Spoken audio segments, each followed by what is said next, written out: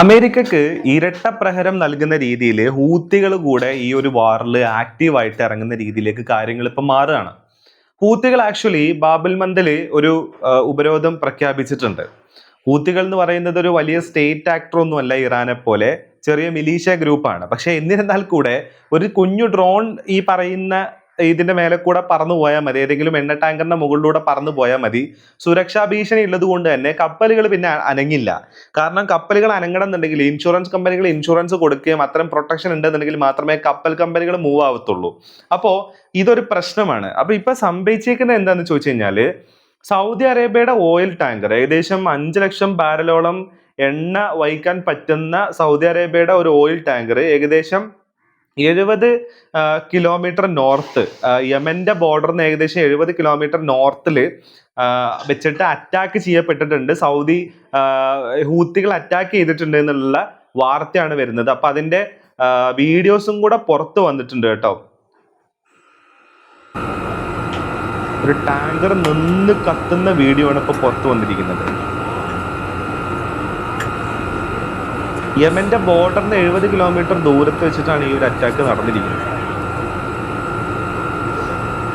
അപ്പൊ ഇങ്ങനെ കുറച്ച് കാര്യങ്ങളും കൂടെ ഇതിന്റെ കൂട്ടത്തിൽ സംഭവിക്കുന്നുണ്ട്. അത് മാത്രമല്ല, ഈ ഇറാന്റെ ആക്രമണം ജോർഡാനിലേക്കൊക്കെ, ജോർഡാനിന്റെ നേരെയുള്ള ഇറാന്റെ ആക്രമണം എന്ന് പറയുന്നത് കുറച്ചും കൂടെ കനപ്പിക്കുകയും കൂടെ ചെയ്തിട്ടുണ്ട് എന്നുള്ളതാണ്. പക്ഷെ ഈ ബാബിൽ മന്ദിന്റെ ഒരു പ്രത്യേകത എന്താണെന്ന് ചോദിച്ചു കഴിഞ്ഞാൽ, ഈ ഹോർമൂസ് അടച്ച പോലെ ആയിരിക്കത്തില്ല ബാബിൽ മന്ദിൽ പ്രശ്നം ഉണ്ടായി കഴിഞ്ഞാൽ അതൊരു ലാർജ് റൂട്ടിനെ തന്നെ അഫക്ട് ചെയ്യുന്ന രീതിയിലേക്ക് മാറും. മെഡിറ്ററേനിയൻ കടലിലോട്ടൊന്നും കപ്പലുകൾ കയറി പോവാത്ത അവസ്ഥ വരും. ഈ പറയുന്ന ക്യാപ്പ് ഓഫ് ഗുഡ് ഹോപ്പ് ഒക്കെ ചിറ്റിയിട്ട് ഇങ്ങനെ ദിവസങ്ങളോളം നീണ്ടു നിൽക്കുന്ന രീതിയിലുള്ള യാത്ര നടത്തേണ്ട സ്ഥിതിവിശേഷം ഉണ്ടാവുകയും കൂടെ ചെയ്യും എന്നുള്ളതാണ്. അപ്പോൾ രണ്ടെൻഡിലും പ്രശ്നങ്ങൾ ഉണ്ടാവുന്ന രീതിയിലേക്ക് ആ ഒരു റീജിയണിലെ വാർ തന്നെ എസ്കലേറ്റ് ചെയ്യുന്ന രീതിയിലേക്കാണ് ഇപ്പൊ കാര്യങ്ങൾ മാറുന്നത്.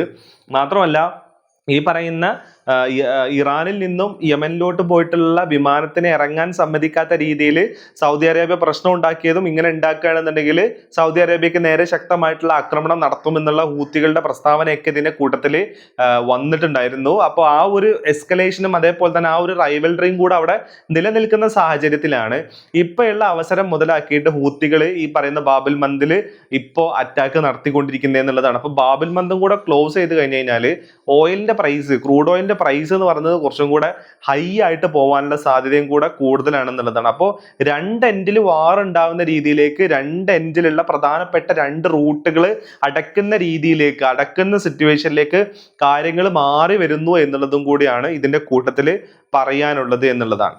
അത് മാത്രമല്ല, ജോർഡാന്റെ നേരെ ശക്തമായിട്ടുള്ള ആക്രമണം നടത്തുന്നു എന്ന് പറയുമ്പോഴും IRGC ആക്ച്വലി അതിന്റെ ഫൂട്ടേജസും കൂടെ പുറത്തു വിടുന്നുണ്ട്. ആ ആക്രമണം എത്രത്തോളം വലിയ ബ്ലാസ്റ്റ് ആണ് ഉണ്ടായേക്കുന്നത് എന്നുള്ളത്. അതിന്റെ വീഡിയോ നമുക്കൊന്ന് കാണാം.